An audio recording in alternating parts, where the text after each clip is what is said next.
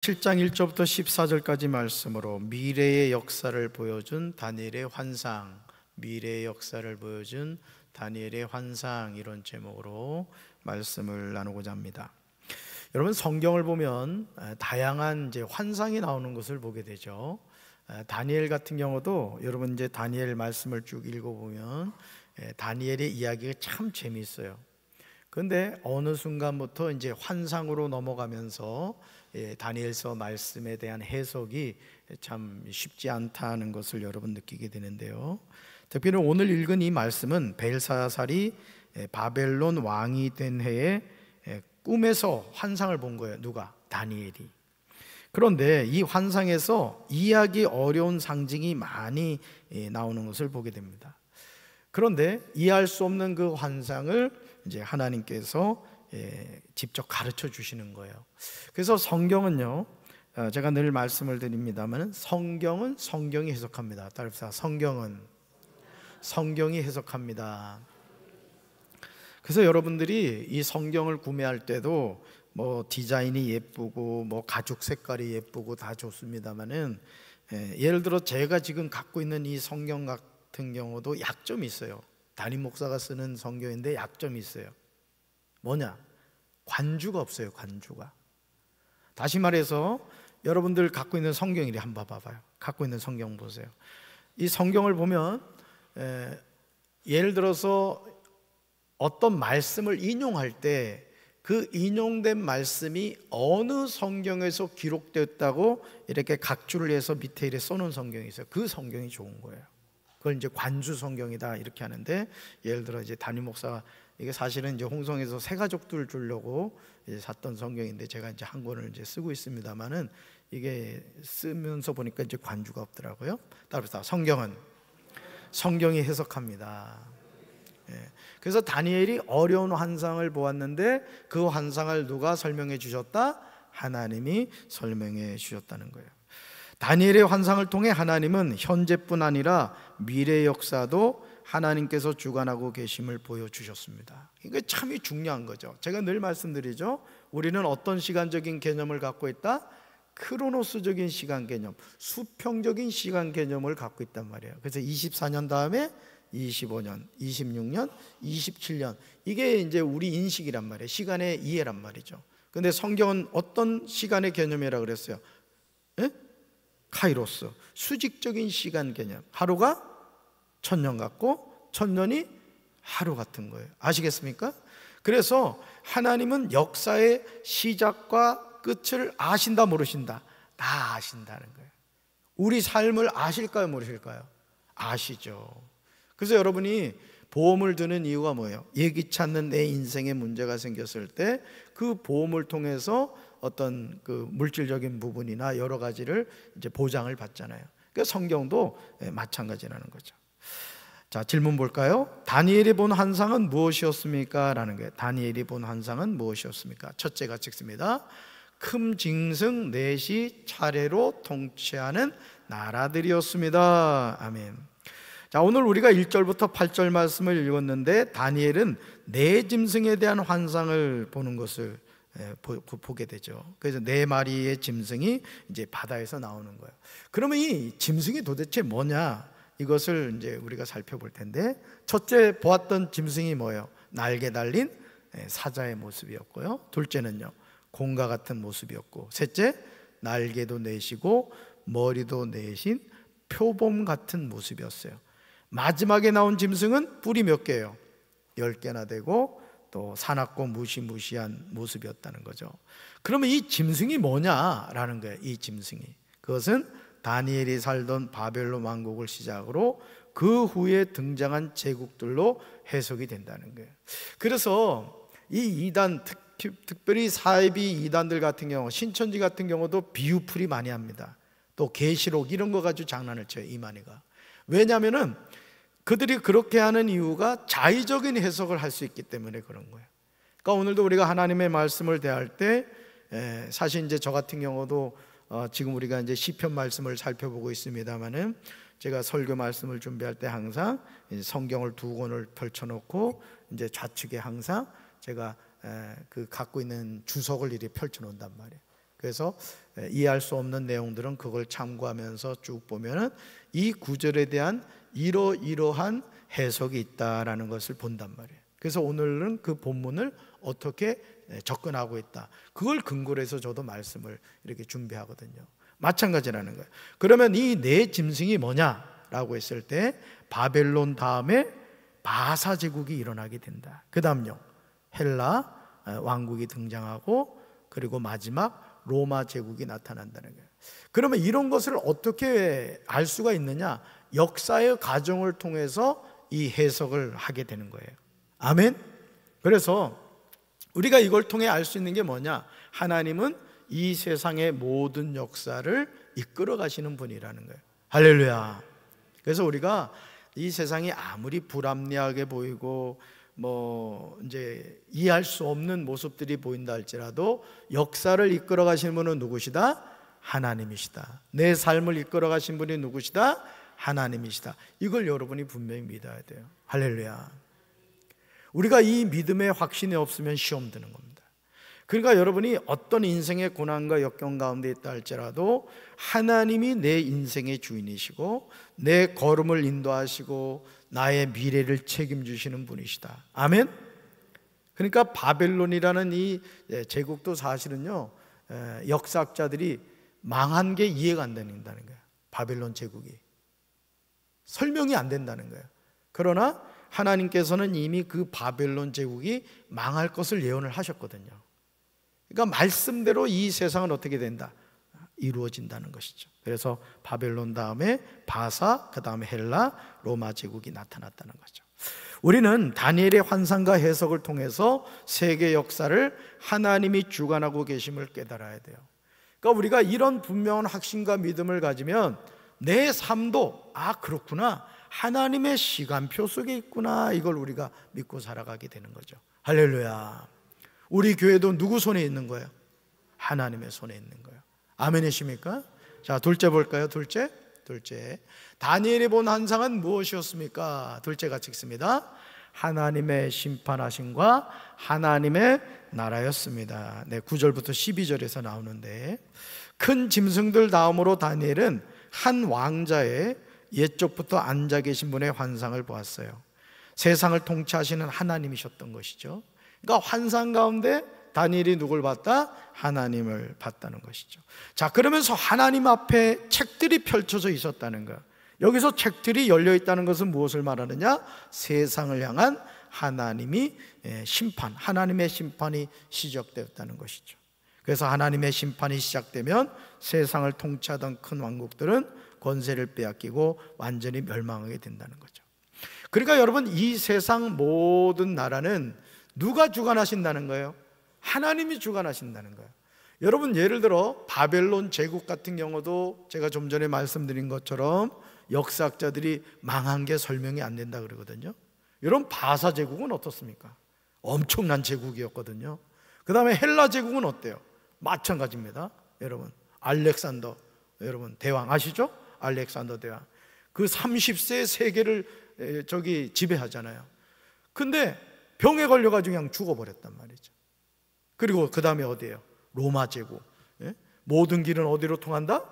로마로 통한다 그랬다고. 근데 로마가 지금 있어요, 없어요? 망하고 없어졌단 말이에요.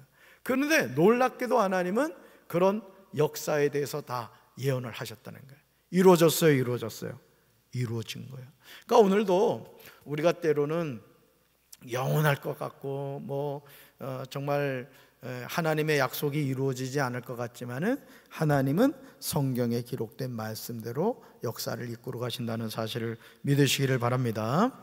그래서 하나님은 세상의 제국들을 세우기도 하시고 멸하기도 하시는 진정한 통치자의 주권자라는 거예요. 그러니까 여러분, 오늘 우리가 이 사실을 깨닫게 되면은 어떤 경우에도 우리가 낙심하지 않는 거예요. 아멘이십니까? 내 삶을 누가 이끌어 가신다고요? 우리 교회를 누가 이끌어 가시겠어요?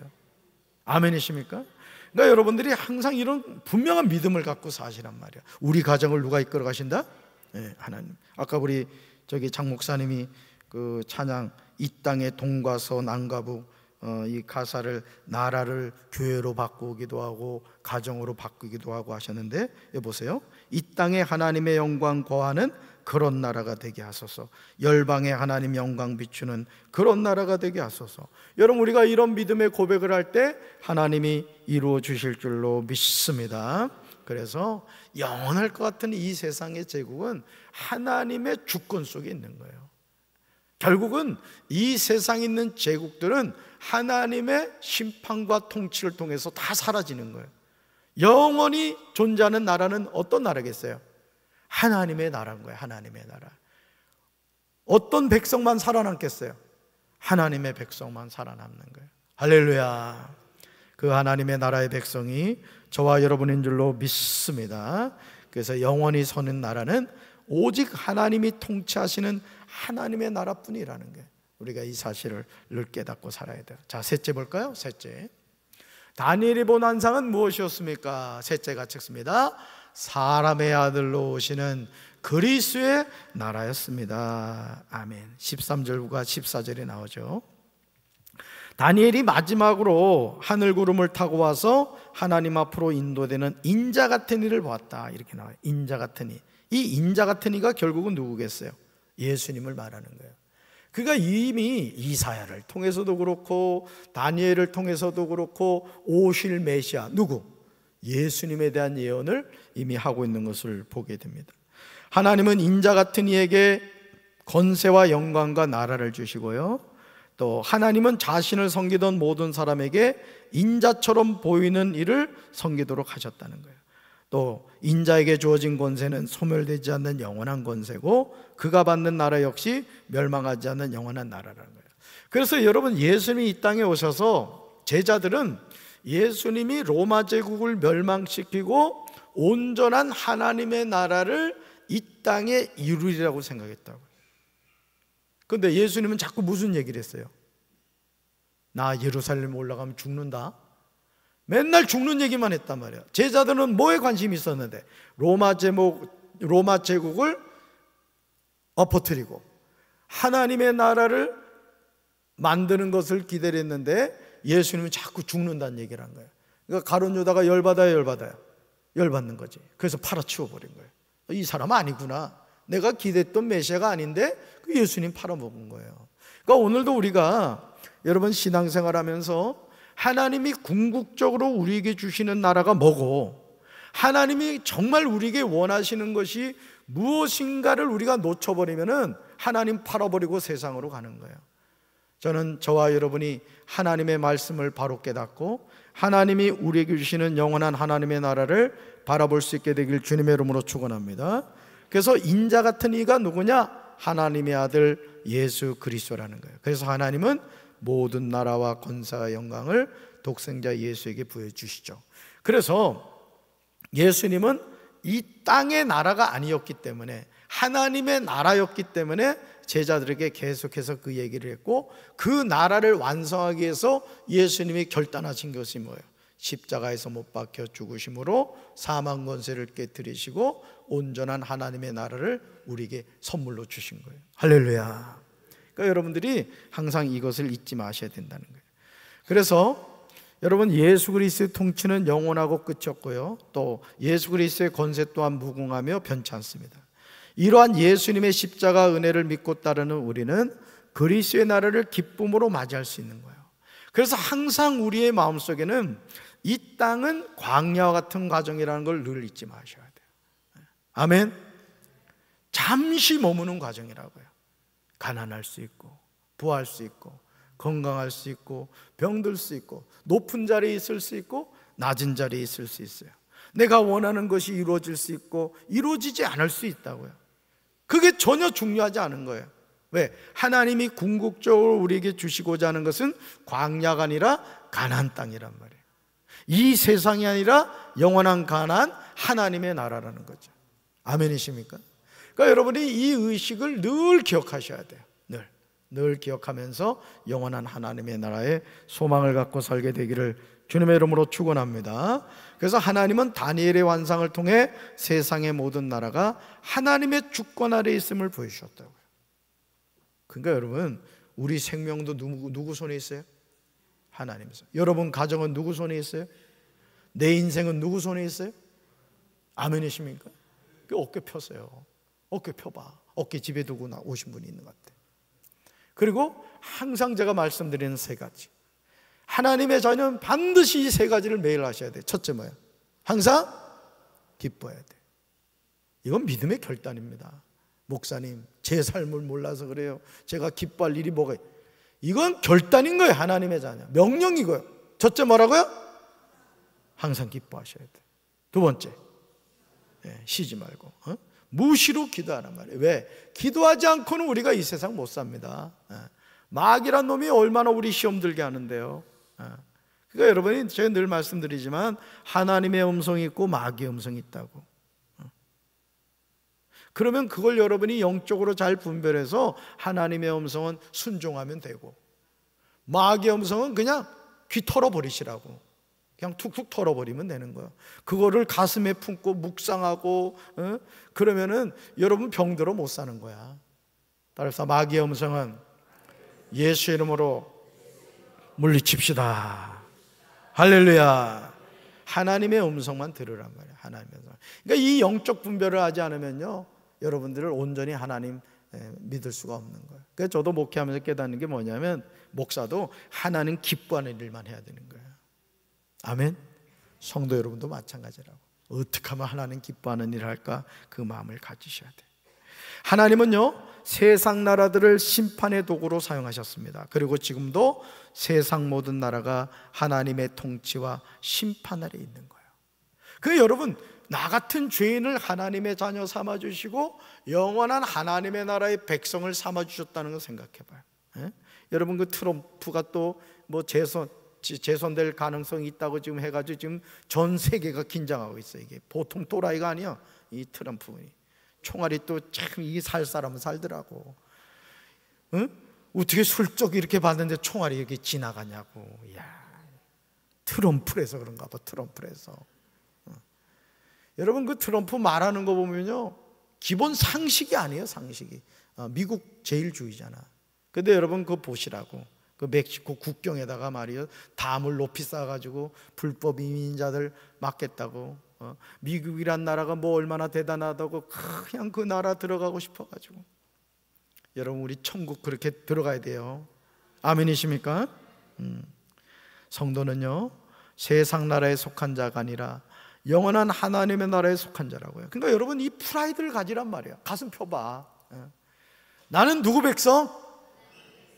나는 어느 나라 들어간다? 정말이에요? 그러니까 가슴 펴고 살라고요.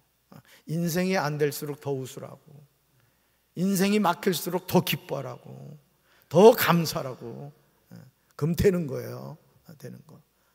지나간 거 자꾸 묵상하지 말고, 오늘 지금 나에게 주어진 이 시간, 지금 9시 55분이요 12시에 예수님 오면은 몇 시간 남은 거예요? 2시간 5분 남았다고. 그러니까 하루하루를 늘 그런 마음으로 갖고 사시라고. 지나간 거 붙잡혀 가지고 그냥 그 인간이 나에게 이랬어, 저 인간이 왜 그런 생각해? 주님이 오늘 나에게 주실 은혜를 생각하고, 그렇죠? 음식은 맛있게 꼭꼭 씹어 먹고, 항상 기뻐하고, 쉬지 않고 기도하고, 범사에 감사하고, 그러다 주님 부르시면 가면 되는 거고. 인생 간단해요. 아멘. 우리 그렇게 삽시다. 나는 우리 사랑하는 성도 여러분들이 늘 행복을 선택하며 살게 되기를 주님의 이름으로 축원합니다. 그래서 하나님이 나에게 주신 비전이 뭐냐? 왜 하나님이 오늘 나를 살게 하시는가? 우리 가정을 왜 하나님께서 이래 지켜주시는가? 우리 교회를 왜 하나님이 축복해 주시는가? 이걸 늘 기억하고, 나는 우리 성도들이, 우리 성도 여러분들이 늘 하나님 안에서 행복한 축복된 삶을 살게 되기를 주님의 이름으로 축원합니다. 가슴에 손 얹읍시다. 사랑의